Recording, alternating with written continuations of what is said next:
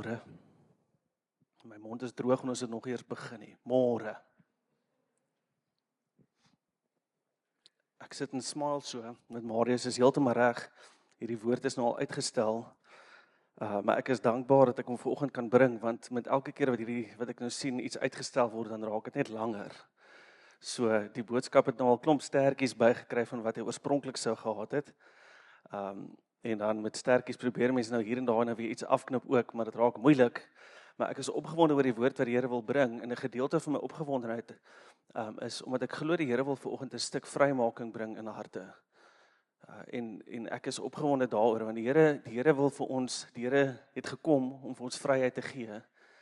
En ek dink baie keer is ons vasgevang in klomp verskillende dinge, in klomp verskillende goed, en die Here sê dit is tyd dat ons nie meer vasgevang is nie. En dit is tyd dat die Here kom in die swembad wat gekraak is, daai kraakies wat baie keer so kom steel, en aanhou steel, want 'n kraak in 'n swembad, ons kan vir julle vertel, want Logos se swembad het 'n einste kraak gehad laas jaar. Dit is nog 'n storie om hierdie ding te vervang, maar as jy niks met hom doen nie, is daar die hele tyd resources wat uitloop, en wat uitloop, en wat uitloop, en wat uitloop. En dit is dieselfde wat gebeur, as daar kraak in ons lewens is, wat ons nie aan aandag gee nie, kom die vyand, en hy hou aan steel, en hy hou aan steel, en hy hou aan steel. En die Here sê vanoggend, ek wil nie hê die vyand moet aanhou steel nie, ek wil jou vry maak, en ek wil jou heel maak. So, ons gaan aan met die reeks, en ek gaan regtig nie die overview gee van alles nie, want ons is nou al te lank hiermee besig, maar die van julle wat nou glad nie weet nie, daar so is 7 ek is, of I am statements, wat ons statements wat ons vind in Johannes, wat Jesus 7 stellings sê van ek is, en dan sê hy iets. En dan so is hierdie pragtige beelde van wie Jesus homself verklaar, wie hy sê hy is, en homself aan ons openbaar. En ek wil hê ons moet net onthou dat hierdie stellings is wat ons in hierdie konteks doen van hierdie jaar se opdrag, is om vir Jesus te kan leer ken vir wie hy is, want dit stel ons in staat om te kan abide. Onthou, ons het al gesê, om te kan abide, om te kan wees, om te kan intiem verkeer, moet ons die persoon met wie ons intiem verkeer ken en kan vertrou.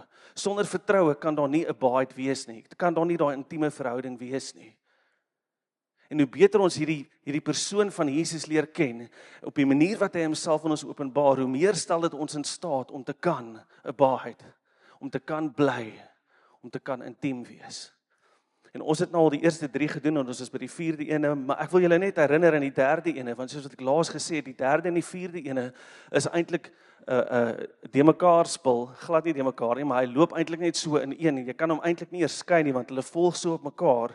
En die vorige een was waar Jesus gesê het, ek is die deur. Nou in die konteks, ek gaan regtig nie alles herhaal nie, ons het laas keer dat iemand daarna verwys, en ek kon vir julle die prentjie wys, maar in die tyd waarin Jesus geleef het, was die skaapkraal het nie deure gehad nie, baie keer het hulle die skaap in grotte gesit, en daar was nie deure nie. Die skaapwagter of die hekwagter het self in daai opening gaan lê. En Jesus wat dan vir die mense sê, wat duidelik die beeld ken, het gesê, ek is die deur. En Jesus se deur lei ons na iets baie spesifiek, en dit is nie net iets erifere nie, hy lei ons deur, en hy gee vir ons lewe, maar nie net enige lewe nie, hy gee vir ons die Zoe lewe, en hy gee dit vir ons in oorvloed. En soos wat ek laas gesê het, hierdie lewe in oorvloed beteken nie, hy gee vir ons meer besittings nie, die lewe in oorvloed is eintlik, hy gee vir ons meer van hom in ons lewens. En dit is die lewe waar die Here ons na toe nooi om te sê, kom deur my, kom deur my, in die lewe in. And Zoe is a life real and genuine, life active and vigorous, devoted to God, blessed, and putting your trust in Christ. Die Here sê, dit is die lewe waarna toe ek jou nooi, en dit in oorvloed. En vanoggend sê Jesus, ek is die goeie herder. En in Johannes 10, waar ons vanoggend gaan stil staan, is hierdie beeld so duidelik, want dit is die heeltyd skape en 'n herder. En nie net enige herder nie, 'n goeie herder, en dan is daar nou nog skelms en diewe en allerlei sulke dinge ook. My liefste vroukie, jy kan so lank vorentoe kom. Ons gaan lees uit Johannes 10, en ek wil graag hê ons moet die hele hoofstuk lees. Dis nou weer een van daai kere, wel nie die hele hoofstuk nie, vers 1 tot 31, hy gaan dan nou nog aan, so ek spaar julle die res vir vanoggend. Maar ek wil graag hê ons moet hierdie hele stuk lees, want dit gaan oor onder andere dit van die deurgedeelte, maar die deur loop in die goeie herder en dit hou by die beeld van die skaap en ek wil hê ons moet die hele ding in sy konteks lees. Maar ek wil hê soos wat ons dit lees, want dit is nou nogal geweldig baie verse, wil ek nie hê jy moet sit en afskakel nie. Ek wil hê jy moet vir die Heilige Gees nou vra dat sy woord deur jou kom spoel. Ek het dit laas gesê, ek is so verbaas, almal praat altyd van die Heilige Gees is die naprediker. Maar weet jy, hy is definitief, en dit is wat ek keer op keer, soos wat ek Sondag na Sondag hier instap, hy is ook die voorprediker, want hy berei ons voor vir die woord wat hy wil bring ook. So nog voordat die woord kom, het die Here jou reeds voorberei. En ek bid, onthou, dit wat ons hiermee besig is die woord van die Here. So ek kan nie staan en praat, maar ek bid dat die woord van die Here self vanoggend met jou praat. En soos wat my vroutjie hierdie lees, bid ek dat die woord van die Here deur jou sal spoel, nog voordat ek 'n woord sê. So Here, ons verwelkom U Heilige Gees, soos wat ons nou U woord lees. Kom spoel deur ons, Here. Here, dankie dat U ons harte al voorberei het vir weke. En Here, dat U ons elke week voorberei vir dit wat U wil sê. Ja, kom praat Jesus. Kom praat Jesus. Gelykenis van die skape en die kraal. Amen, amen. Ek sê vir julle, wie nie by die hek van die kraal ingaan nie, maar van 'n ander kant af inklim, daardie man is 'n dief en 'n rower. Maar hy wat by die hek ingaan, is 'n herder van die skape. Vir hom maak die hekwagter oop en die skape luister na sy stem. Hy roep sy eie skape op hulle naam en lei hulle uit. Wanneer hy al sy eie skape uitgelei het, gaan hy voor hulle uit en hulle volg hom, omdat hulle sy stem ken. Hulle sal 'n vreemde nooit volg nie, maar van hom wegvlug, omdat hulle die stem van vreemdes nie ken nie. Hierdie gelykenis het Jesus aan hulle vertel, maar hulle het dit nie begryp wat hy vir hulle sê nie. Jesus het weer gesê, amen, amen, ek sê vir julle, ek is die deur vir die skape. Almal wat voor my gekom het, is diewe en rowers. Die skape het egter nie na hulle geluister nie. Ek is die deur. As iemand deur my ingaan, sal hy gered word en hy sal ingaan en uitgaan en veiding vind. 'n Dief kom net steel en slag en uitroei. Ek het gekom sodat hulle lewe kan hê en dit in oorvloed. Ek is die goeie herder. Die goeie herder lê sy lewe af vir die skape. Die huurarbeider wat nie 'n herder is nie en aan wie die skape nie behoort nie, sien die wolf kom, los die skape en vlug. En die wolf vang en verjaag hulle, omdat die man 'n huurarbeider is en nie vir die skape omgee nie. Ek is die goeie herder en ek ken my eie en my eie ken my, net soos die Vader my ken en ek die Vader ken. En ek lê my lewe af vir die skape. Ek het ook ander skape wat nie van hierdie kraal is nie. Hulle moet ek ook lei en hulle sal na my stem luister en daar sal een kudde wees en een herder. Om hierdie rede het die Vader my lief, omdat ek my lewe aflê, sodat ek dit weer kan opneem. Niemand neem dit van my weg nie, maar ek lê dit uit myself af. Ek het volmag om dit af te lê en ek het volmag om dit weer op te neem. Hierdie opdrag het ek van my Vader ontvang. Oor hierdie woorde het daar toe weer verdeeldheid onder die Jode ontstaan. Baie van hulle het gesê, hy het 'n demoon en is kranksinnig. Waarom luister julle na hom? Ander het gesê, hierdie woorde is nie van iemand wat van 'n demoon besete is nie. 'n Demoon kan tog nie blindes se oë oopmaak nie? In daardie tyd het die fees van die tempelwyding in Jerusalem plaasgevind. Dit was winter en Jesus het op die tempelterrein rondbeweeg in die pilaargang van Salomo. Die Jode het toe om hom saamgedrom en vir hom gesê, hoe lank gaan u ons nog in onsekerheid hou? As u die Christus is, sê dit openlik vir ons. Jesus het hulle geantwoord, ek het dit vir julle gesê, maar julle glo nie. Die dade wat ek in die naam van my Vader doen, dit getuig van my. Maar julle glo nie, omdat julle nie van my skape is nie. My skape luister na my stem, en ek ken hulle en hulle volg my.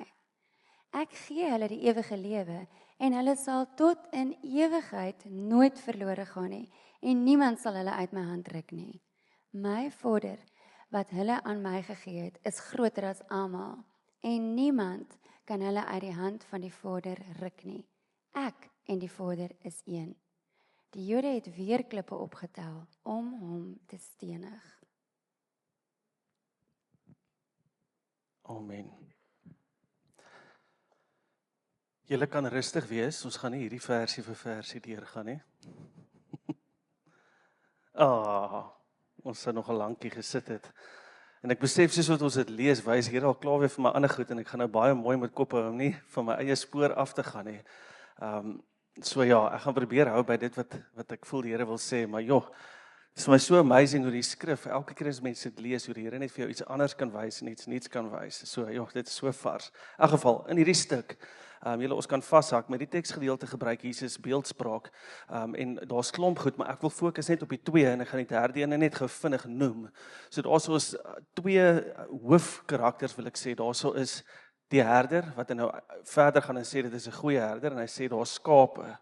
So obviously is die herder iemand, en die skape is iemand, en dit is baie vanselfsprekend, want dit sê dit ook eintlik in hierdie stuk, maar ek wil dit net noem, dat ons nou nie aangaan, en dan mis ons nou eintlik waaroor dit gaan nie. Die herders, en dan is daar die ander mensetjies, dan staan nou diewe en rowers, en as mens hoofstuk 9 saam lees, dan kan mens nou sien, Jesus is eintlik besig om direk die fariseërs hierso te tune, en vir hulle eintlik te sê, hoorie, julle is hierdie slegte herders wat oor die muur spring. So, ons kom dan nou daarby, maar ek wil nie te veel op die diewe en die rowers vandag fokus nie, want ek wil fokus op die ander twee. So die eerste ene is, die herder is, en Jesus in hierdie stuk sê self wie en wat die herder is, maar dit is nie net enige herder nie, hy sê, hy is die goeie herder, en die goeie herder is Jesus. Hy sê dit 2 keer, maar ek wil hê ons moet dit hoor. Wie is die goeie herder? Okay, dit is bitter belangrik. Ons kom dan net daarby hoekom dit belangrik is, maar Jesus sê ek is die goeie herder en hy sê dit 2 keer. Hy sê ek is die goeie herder. Ek is die goeie herder. Maar so die goeie wil ek net gou in konteks sit voordat ons aangaan.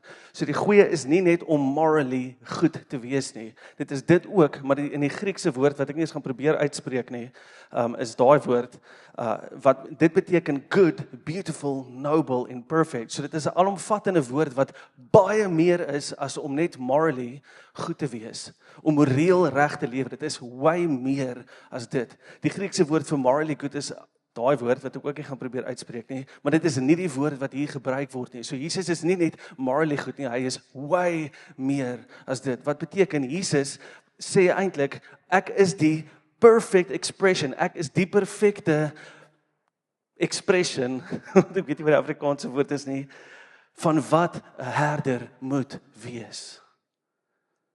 Mind-blowing. So, ek wil net te veel hierby stil staan nie, ons gaan nou meer daar praat.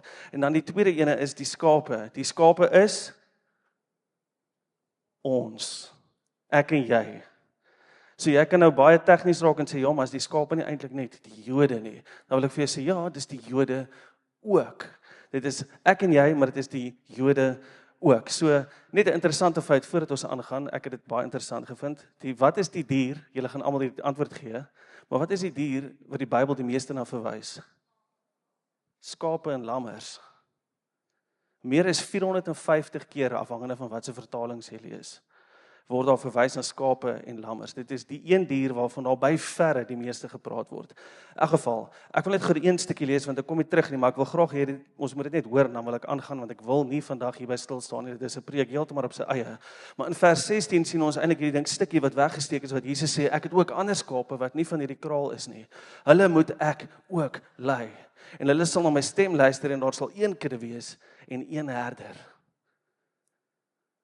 So wat hierdie stuk nou verwys, en mens moet hierdie eintlik lees saam met Romeine 11, wat praat oor juis wat sê, weet jy, die Here het nie vir Israel weggegooi nie. Ons gooi nie vir Israel net weg en sê, hy bestaan nie meer nie. Daar's die replacement theology wat sê die kerk het vir Israel vervang, en dit is absolute nonsens, want Israel is nog steeds Israel. Maar wat ons lees in Romeine 11 is, waar daar staan is, die Engels praat van, we are grafted in. Ons deel, ons is mede-erfgename. So hierdie stuk as ons dit lees is absoluut 100% van toepassing. Ek en jy is medeskape want daar is een kudde en daar is een herder. En ons deel in dit. Halleluja. Lang stuk, gaan lees Romeine 11. Ek kan vandag regtig nie by hierdie stuk stil staan nie. Maar julle soos wat ek nou al baie keer gesê het, terwyl ons hier staan, wil ek net noem, daar is ons die hele tyd in hierdie stellings, in hierdie 7 stellings, en die meeste van hulle is daar parallelle en stukke in die Ou Testament, wat of vervul word, of wat net meer konteks gee van wat Jesus eintlik besig is om te sê. En ons kan nie vandag hier stil staan nie, maar dit is insane. Ek wil vir julle eintlik uitnooi en vra en sê, en aanmoedig om Esegiel 34 te gaan lees. Wim het die dag wat ek moes preek, het hy kom praat oor Esegiel 34, wat ek gedink het ek met al my passwords verander, want uit die hele Bybel het hy besluit om oor Esegiel 34 te praat. En dit was, die Here het my in daai week so kom bedien oor Esegiel 34, dat ek amper die hele preek weggegooi het en net wou preek oor Esegiel 34. Maar as mens kyk na Esegiel 34 en die parallelle van Johannes 10, is dit mind-blowing. As mens gaan kyk wat al daai parallelle is, mens kan amper met elke vers is daar parallelle tussen die goed. En ek kan nou ook nie vandag vir julle daai hele parallelle gee nie. Ek wil net 4 dinge net gaan noem voordat ons aangaan. Aangesien ons nou klaar Johannes 10 gelees het, wil ek dit net wys dat mense dit kan sien. Want dit is net crazy hoe cool die Bybel is. So ek as mens kyk na Esegiel 34 kan mens hom in 4 stukkies opdeel. Party sê meer, party sê minder. Die 4 wat vir my uitgestaan het in Esegiel 34, in die eerste gedeelte vers 1 tot 10, is daar aanklagte teen valse herders, wat ons net so sien in Johannes 10, waar Jesus waarsku teen diewe, rowers en huurarbeiders, en die attitude waarmee hulle gedoen en wat hulle doen. Daar's 'n duidelike waarskuwing met 'n duidelike korrelasie tussen die twee. Dan is daar 'n belofte van die goeie herder, wat ons lees in Esegiel 34 vers 11 tot 16. Wat Jesus letterlik die vervulling van is. En die fariseërs en die skrifgeleerders wat suppose is om die skrif te ken, so luister na wat Jesus sê en dadelik weet wat hy besig is om te sê.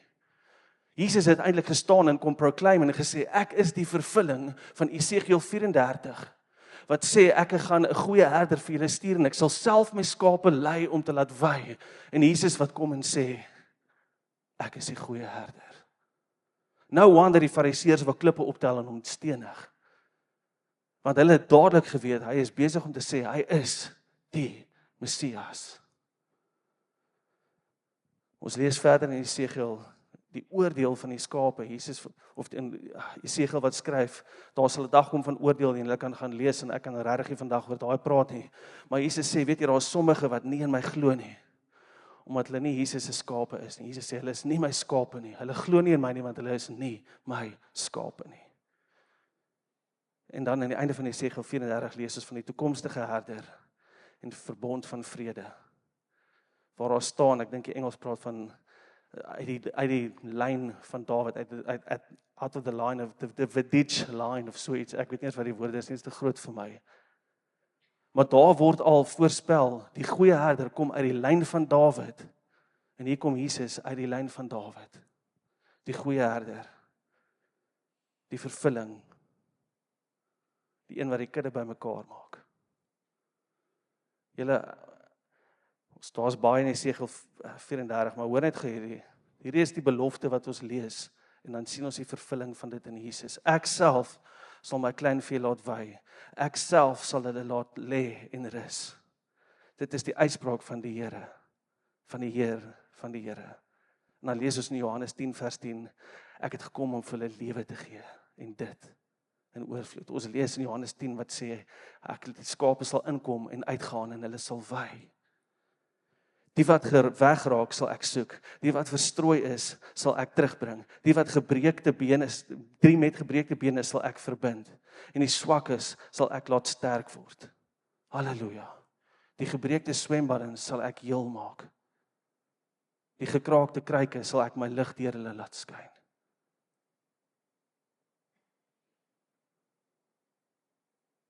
Ons lees in Jesaja, by his stripes we are healed. Jesus word gestuur, to bound up the brokenhearted, to proclaim freedom for captives. En hy het gekom, sy lewe neergelê as die goeie herder. Psalm 23 gaan ons nie eers vandag lees nie, maar ons kan nie praat oor die goeie herder sonder dat ons sê, Psalm 23 verwys ook na Jesus. Hy is die een, hy is die herder. Die Here is my herder, Jesus is my herder. Hy is die personifikasie en die uitbeelding van wat hierdie Psalm sê. Dis hy wat ons neerlê, dis hy wat vir ons na groen weivelde lei, na strome waar rus is. Dis in hom wat ons rus vind. Halleluja. En bring ons terug, ons is die skape. Okay. En ek weet, hier is iemand wat sê, Waldie, ek is slim, jy ken my nie. Dan wil ek vir jou net gesê, jy is baie slim, ek weet dit. Maar jy is slim vir 'n skaap. Jy moet jou plek ken, boetie. Hier is baie slim mense, maar jy is slim vir 'n skaap. Hier is baie sterk mense, maar jy is sterk vir 'n skaap. Hier is brawe mense, maar jy is braaf vir 'n skaap. En ek sê dit tong in die kies, maar ek is bitter ernstig. Want baie keer wat gebeur is in ons eie lewens, ons begin dink, weet jy, ek wil 'n herder wees vir my eie lewe. So ek wil vir myself begin voorsien, ek het nie meer 'n herder nodig nie. Ek wil vir myself begin sorg, ek het nie 'n herder nodig nie. Ek wil self en hierdie goed kruip in, en dan vergeet ons, ek is eintlik net 'n skaap. En julle 'n skaap, jammer om dit nou vir jou te sê, is pretty dom. Want in die konteks van die herder is die skaap dom. In die konteks van 'n herder kan 'n skaap niks vir homself doen nie. Hy weet nie waar die groen weivelde is nie. Julle, hierdie is so belangrik en ek kan eintlik net hier stil staan. Ons moet ons plek ken. En die chaos in ons huishoudings kom in wanneer ons nie meer ons plek ken nie. Die chaos kom in kerke in wanneer kerkleiers en kerkmense en bedieningsleiers en salleiers nie meer hulle plek ken nie. Wanneer hulle dink ek kan die rol inneem van 'n goeie herder, waar hulle dink ek is die perfect expression van, en dink hulle moet dit doen. En dink ek is nie meer 'n skaap nie. Dan kom die chaos in. Jy is net 'n skaap. Ek is net 'n skaap. Nou as mens kyk na 'n skaap, en ek gaan dit baie vinnig doen, ek gaan by een punt stil staan, maar vir die res gaan ek redelik vinnig doen. Daar's 4 dingetjies wat ek net wil noem, wat baie vanselfsprekend is, en dan wil ek net by die herder ook 5 dinge noem, so dit klink nou na 9, en dan dink jy, wel, dit is nou baie lank. En as jy is soos ek, dan is dit nou soos 9, as jy 2 minute op elkeen spandeer, moenie dit doen nie, wees rustig, haal asem, laat die Here net gaan met jou praat. So die eerste een, elke skaap het iets nodig. Die eerste een is obvious, en ek het klaar daaroor gepraat, elke skaap het 'n herder nodig. 'n Skaap kan nie vir homself sorg nie. En julle, ek wil nie hierby stil staan nie, want dit voel vir my ons het hierdie nou al redelik deurgetrap en dit al baie vir mekaar gesê, maar ek wil nie aangaan sonder om dit te sê nie. Elke skaap het 'n herder nodig. En ons kom later daarby, want ek besef hierdie gaan nou baie de mekaar raak op 'n punt, maar daar staan ook in 1 Petrus 5 praat Petrus en hy sê, weet jy, ons word ook geroep as herders. So ons is tot 'n mate ook herders, maar ek kom nou daarby, vir nou is ons nog net skape. En elke skaap het 'n herder nodig. En die chaos kom in, soos ek sê, wanneer ons probeer herders wees van ons eie lewens. En dan die tweede een, en ek wil by hom stil staan, as julle my net 'n oomblik sal gee. Elke skaap benodig 'n skaap is nie gemaak om alleen te wees nie. Nou, ek weet jy kry handslammetjies, baie cute, baie oulik. Dis nie die doel van wat 'n skaap eintlik suppose was om te wees nie. Elke skaap het 'n kudde nodig. En julle, ons het hierdie al gesê, en ek wil dit weer noem, in die begin van die jaar het die Here hieroor gepraat, en dit is al menigte male gesê, maar daar was 'n duidelike waarskuwing op die wegbreek teen isolasie. En die beeld wat saam met dit gegaan het, was die koeltjie wat buite die vuur lê. En ek wil vandag vir jou net weer hierdie waarskuwing gee, want die Here hou aan om hierdie ding op te bring. Daar's 'n waarskuwing teen isolasie, daar's 'n waarskuwing teen jy as skaapie, wat wegdwaal weg van 'n kudde. Want die eerste ding wat gebeur is, jy wegdwaal van die kudde, jy is ook nie meer naby die herder nie. Maar die kudde, daar's 'n veiligheid in die kudde. 'n Veiligheid wat ons nie moet onderskat nie.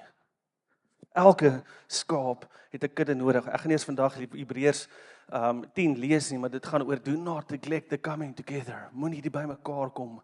Moenie dit onderskat of net weggooi nie. Julle, die skaap wat op sy eie loop is 'n oop target. Ons het hier al baie gesê vir die wolf, vir enige iets om hom aan te val. Enige persoon wat alleen loop, so elke skaap het 'n kudde nodig. En julle, soos wat dit nou is, hierdie week sien ek nou 'n prentjie, en ek wil hierdie prentjie met julle deel. Want daar is 'n geweldige gevaar, meer is net vir my en jou, as ons nie deel is van 'n kudde nie, wat ons baie keer nie aan dink nie. So julle, daar's 2 redes hoekom ons in isolasie gaan. Ek kom nou daarby uit. Daar's 2 hoofredes, daar's duisende ander. Daar's 2 hoofredes wat die Here geweldig baie op my hart lê. En dit is interessant want hierdie goed is al aangeraak in die laaste paar weke. Maar voordat ons daarby kom, die eerste rede wat ek dink baie mense nie deel vorm van 'n kudde nie, is dat hulle dit nie meer intentioneel 'n prioriteit maak om deel te wees van 'n kudde nie. Nou dit klink soos, maar kyk net gou na hierdie prentjie. Dis hoekom ek sê jou keuses nou beïnvloed meer as net jouself. Ek sien hierdie week, ek het nog net mooier gemaak in die prentjie was, maar dis presies dieselfde woorde. Die hartseer effek is kerk nie meer 'n prioriteit is nie. Ons sien die oudste een in die generasie, kerk is belangrik. Dan is daar 'n generasie wat sê kerk is opsioneel. En die oomblik as mens daai ene tref waar kerk, waar die bymekaar kom, waar die deel wees van 'n kudde opsioneel raak, is dit binne oomblikke wat 'n volgende generasie sê, nie net is dit opsioneel nie, is sit ons met 'n volgende generasie wat sê, weet jy, hierdie ding is useless. Dit is onnodig. En weet jy wat gebeur met die generasie na dit? Hulle kyk na jou en vra, wie is Jesus?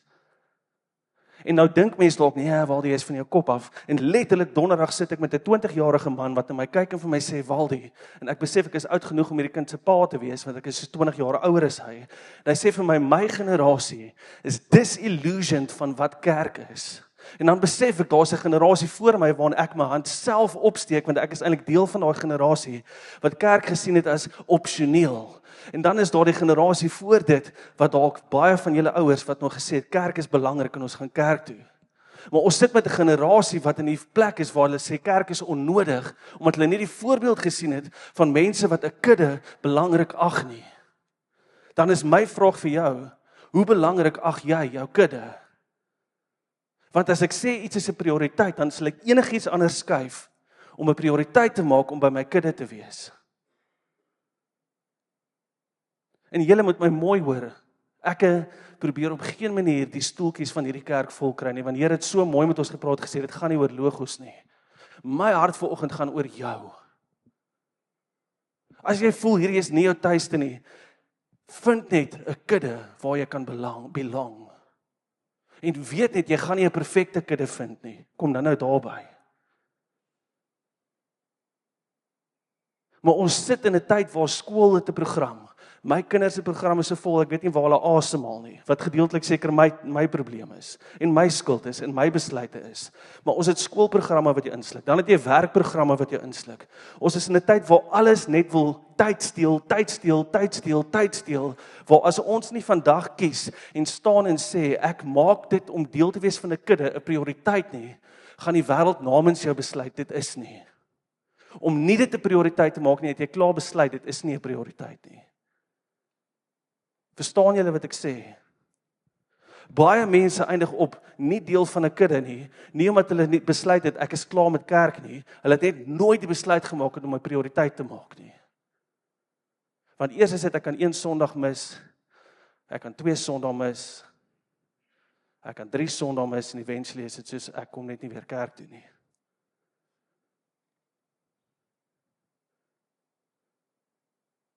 En ek wil vir jou nog ietsie sê, net om hier te sit, en op 'n Sondag hier nou toe te kom, beteken nie jy is deel van 'n kudde nie.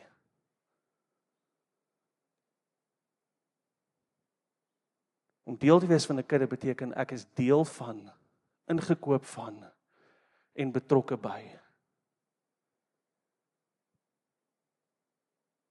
En die oomblik wanneer mens daai besluit maak om myself uit te giet, is daar iets wat in my se hart gebeur om te besef hierdie ding is, en ek wil hê dit moet 'n prioriteit wees. Die Bybel praat van ons is, ek dink is Petrus wat sê ons is ingebou. Ek het hier al genoem, vir my is introvert, te veel mense te naby aan my. Maar daar is ook veiligheid in dit. Ja, dit is ongemaklik, net soos wat jou familie ook maar partykeer lekker ongemaklik is. Hierdie is 'n geestelike familie. Dit is ongemaklik. Dit is partykeer glad nie lekker nie. Maar dit is hoe die Here dit gemaak het. Ons is skape wat deel moet wees van 'n kudde. is dit vir jou 'n prioriteit? As jy nie daai besluit maak nie, besluit die wêreld vir jou dit is nie. En dan is daar 'n tweede ding wat maak dat ons geïsoleer word.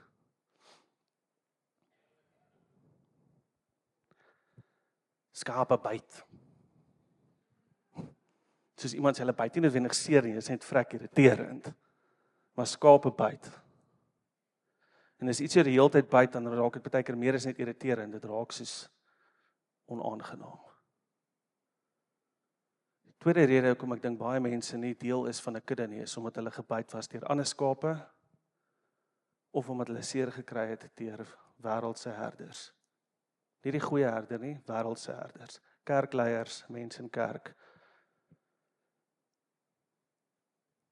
En dit veroorsaak krakies in 'n swembad, wat maak dit water uitloop, en uitloop, en uitloop, en uitloop.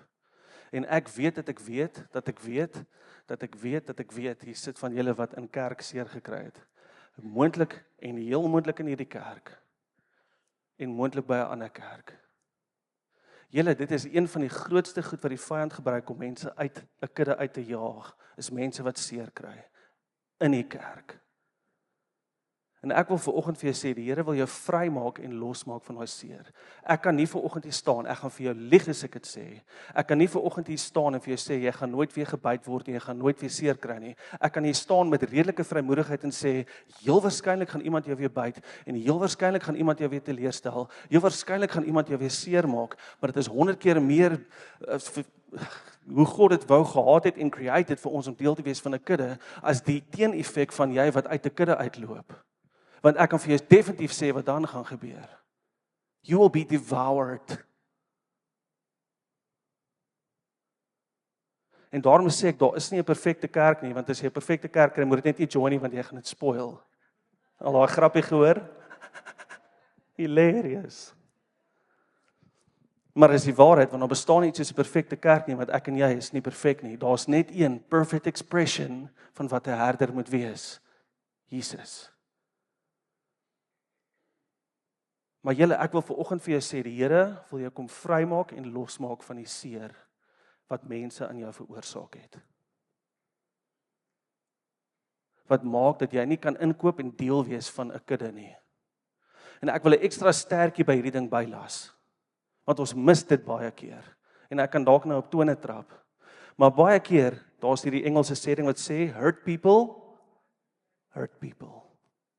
Ek wil vir jou sê, net om die dingetjie bietjie om te draai, wil ek die vraag vra, hoeveel mense in jou kudde, hierso of by ander gemeentes, het jy al seer gemaak? Want baie keer wil ons nie daai vraag vra nie. Want ek kan uit my lewe uitgetuig, ek het plekke in my lewe waar ek seer gekry het. Wat baie keer die triggers raak, wat as daar goed gebeur, ek afgaan, en ek mense om my seer maak. En dit nie altyd besef nie. En in hierdie stuk, en hierdie ding wat is nou oor praat, mense wat seer kry, wil ek sê, as jy seer gekry het, is daar heel moontlik triggers wat veroorsaak dat jy mense om jou ook seer maak. Maar ons wil nie oor dit praat nie. En weet jy, dit is gedeeltelik hoekom die Here jou wil kom aanraak en vrymaak.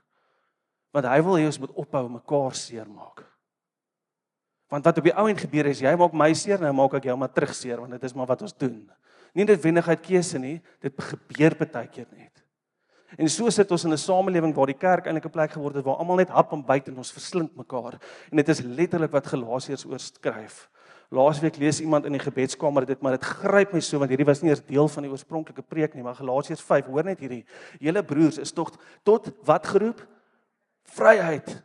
Moet net nie julle vryheid misbruik sodat dit aanleiding gee vir die vlees nie, maar dien mekaar deur liefde. Dit is letterlik wat Raymond oor gepraat het. Ons het verskille, ons het klomp goed wat verskil, maar die Here sê ons moet mekaar lief hê. Hy het gepraat oor verdra mekaar. Hoor net gou hierdie vers, want die hele wet word in een uitspraak vervul. Julle almal ken dit. Julle moet jou naaste lief hê soos jouself. Hoor net hierdie, as julle mekaar byt en verslind, pas op dat julle nie deur mekaar verorber word nie. Wow. Ergens julle moet ons hierdie streep trek en sê, weet jy, ek het seer gekry, maar ek gaan toelaat dat die Here my hart vrymaak, sodat ek nie verder verslind en skeer en ander terugbyt nie. Ergens moet ons sê, ek trek die streep. En die voorbeeld volg van die goeie herder wat 'n lewe neerlê. Is julle met my? Nou sê ek dit al sonder om te dink. T-shirt, is julle met my? Jesus gee vir ons 'n beter manier, of Paulus wat skryf, Petrus wat skryf, ja, Paulus wat skryf. My kop is ook eers mee. Hy sê, maar ek sê vir julle, ek sê, leef deur die Gees. Dan sal julle beslis nie die begeertes van die vlees uitvoer nie. Wow. Hierdie som eintlik alles op. Uit my eie krag kan ek nie my gekraakte swembad regmaak nie, maar daar is 'n bonatuurlike krag van die werk van die Heilige Gees. En as ons hom volg, net verder in hierdie hoofstuk sê dit, keep in step with the Spirit. Dan sal julle beslis nie die begeertes van die vlees uitvoer nie. Wow. Elke skaap moet sy herder se stem ken. Julle, dit is so vanselfsprekend, maar hy wat by die hek ingaan, is 'n herder van die skape. Vir hom maak die hekwagter oop, en die skape luister na sy stem. Hy roep sy eie skape op hulle naam en lei hulle uit. Wanneer hy al sy skape uitgelei het, gaan hy voor hulle uit, en hulle volg hom, omdat hulle sy stem ken. Ken jy jou herder se stem?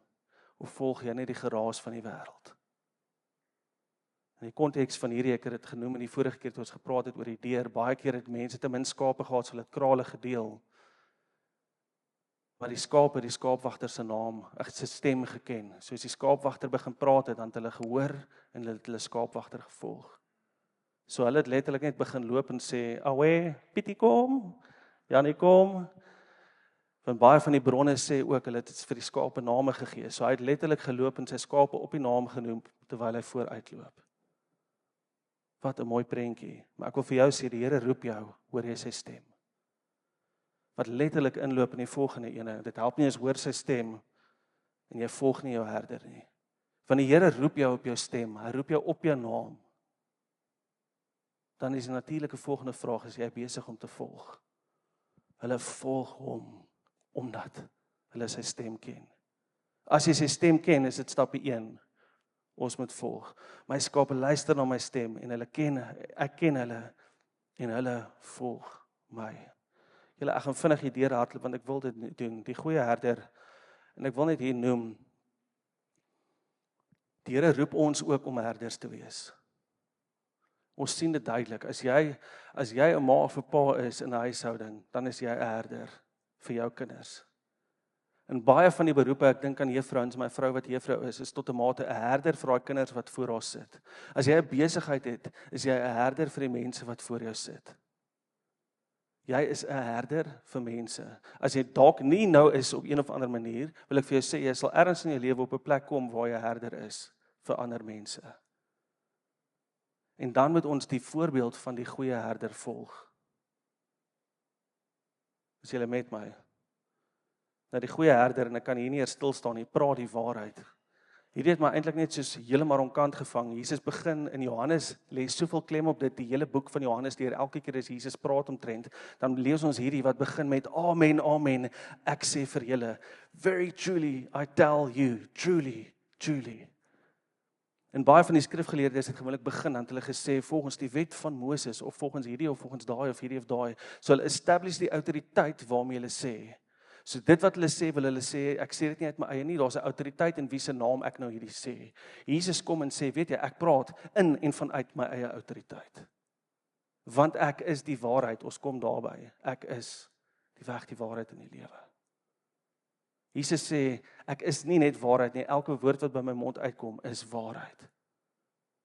En dit is 'n uitdaging vir ons as herders, dat dit wat ons doen en sê, waarheid is. Nie net hoe ons praat nie, maar hoe ons lewe moet getuig, dat dit wat ek sê, die waarheid is. Die tweede ene, Jesus gee 'n baie duidelike waarskuwing teen valse herders. En ek wil net een ding hierso duidelik sê, daar's 'n huge verskil tussen discernment en tussen krities kyk en fout probeer vind. Ons het 2 weke terug of 3 weke terug, die preek was gestop en ons het nie by die preek uitgekom nie, en 'n groot gedeelte van daai preek was, omdat die Here wil hê ons moet losbreek uit religion, wat eintlik veroorsaak dat ons vasgevang is in criticism, om net krities te kyk na alles. So om 'n valse herder te soek beteken nie ek moet sit en kyk wie is die persoon wat nou foute maak nie, want om 'n fout te maak beteken nie jy is 'n valse herder nie. Om 'n fout te maak beteken net jy is nie die perfect expression van wat 'n herder is nie. 'n Valse herder is iemand wat met intensie iets verkeerd doen. Ek gaan nou lees hoe lyk die valse herder. Ons lees dit in Jesegiel. Ek kom nou daarby.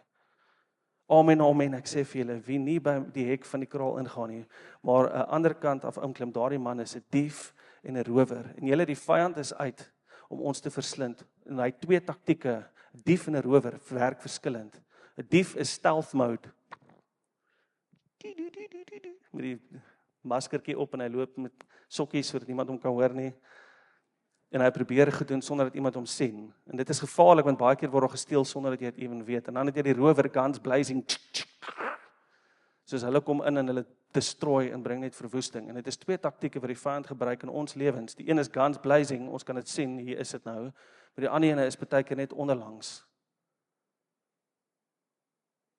Julle discernment is 'n gawe wat die Here vir ons gee om te kan weet wat is besig om te operate.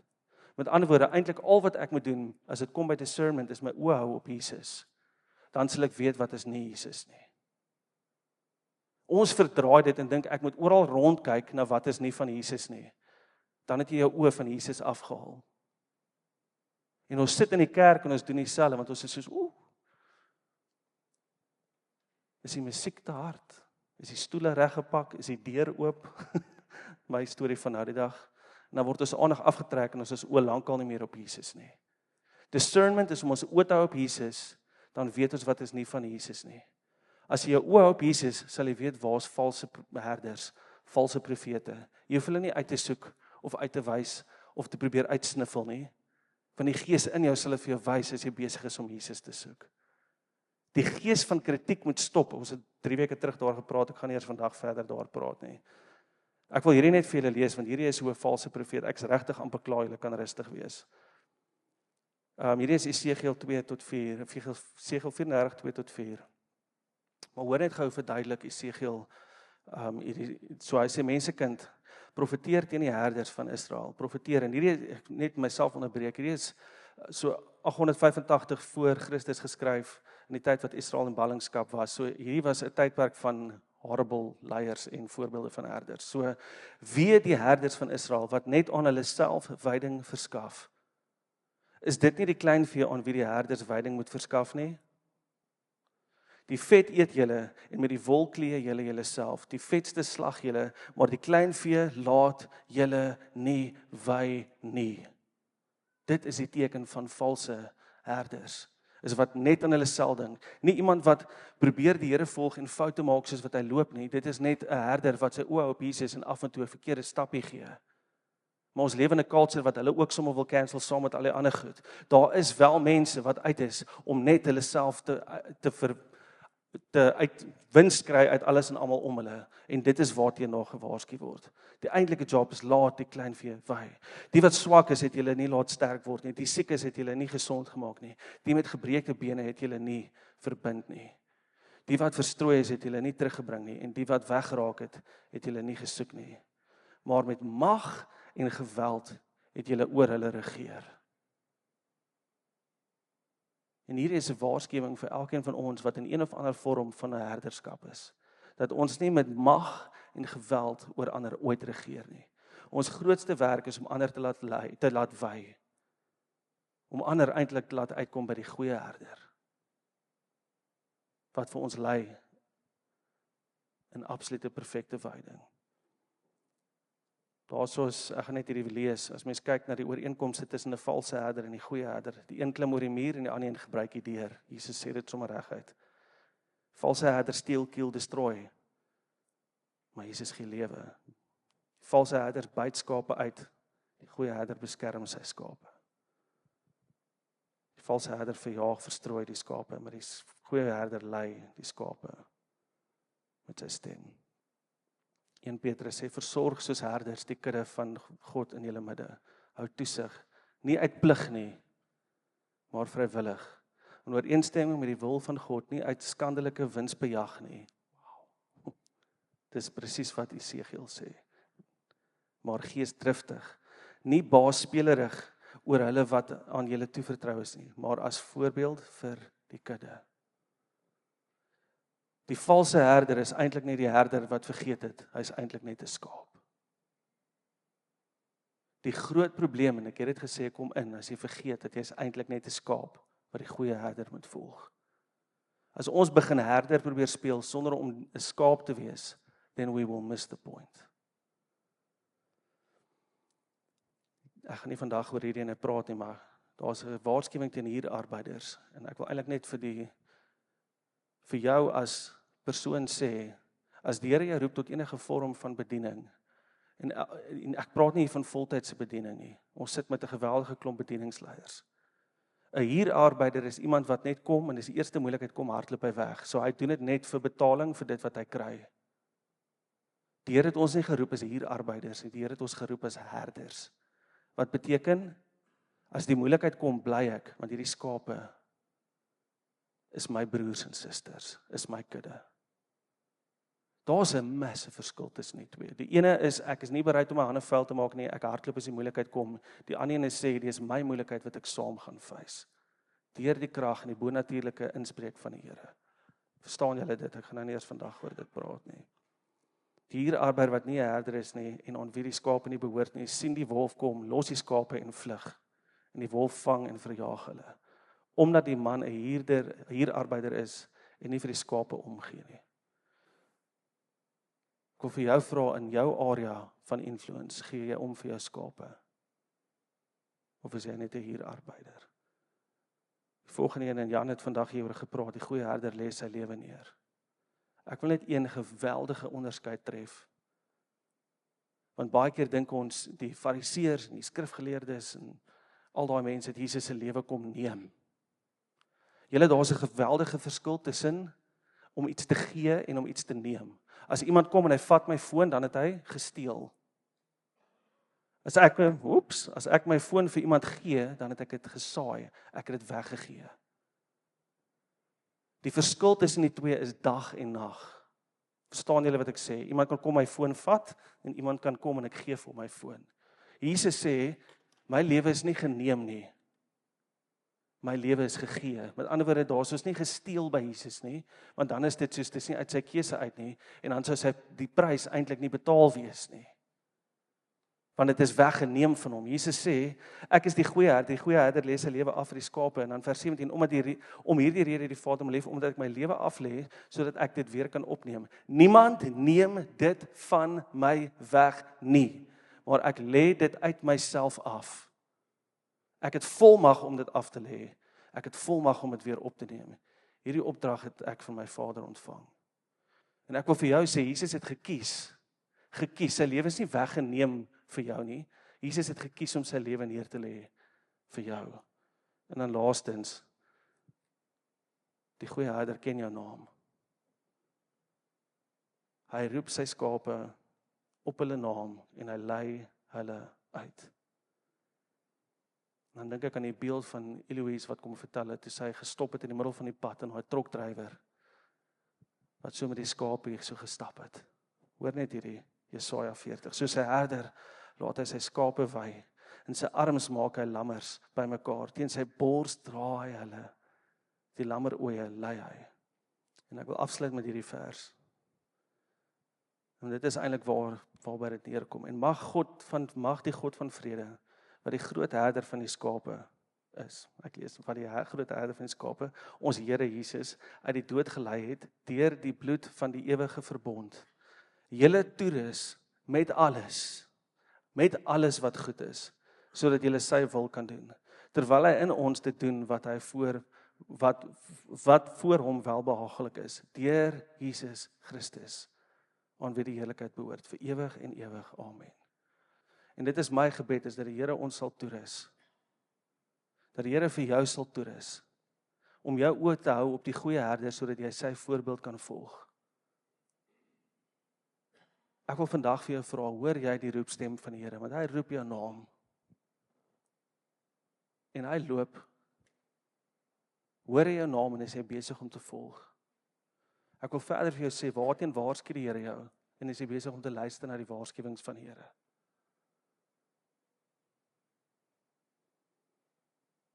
En ek wil vir jou sê, daar is vryheid van die seer wat medegelowiges aan jou gemaak het.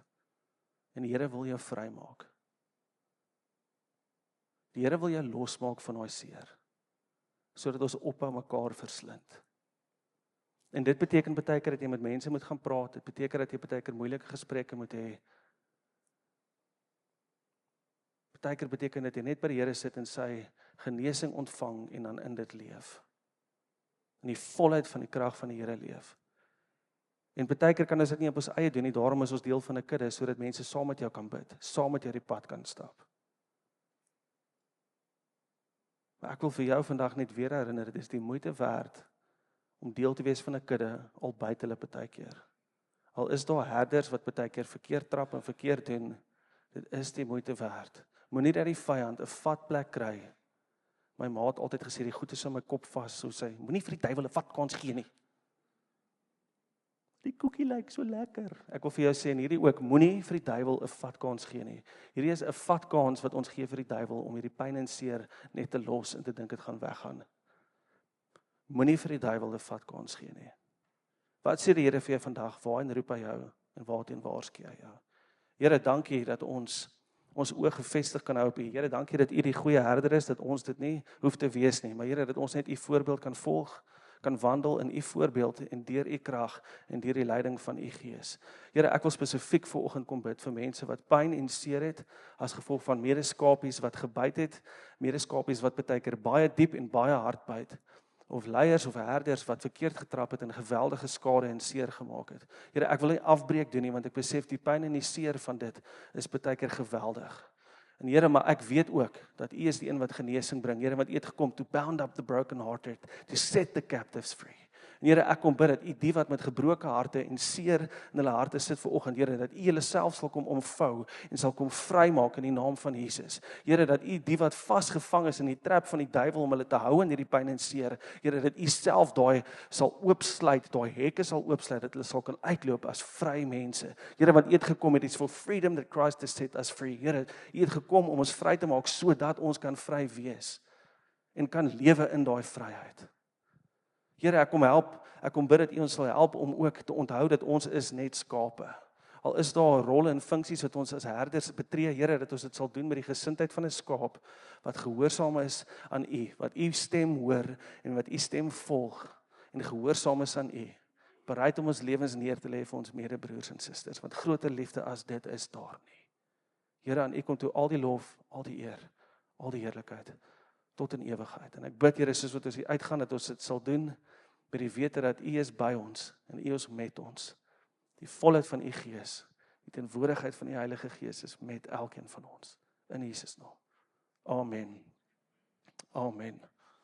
Mag julle gaan in vrede en in die volheid van die goeie herder.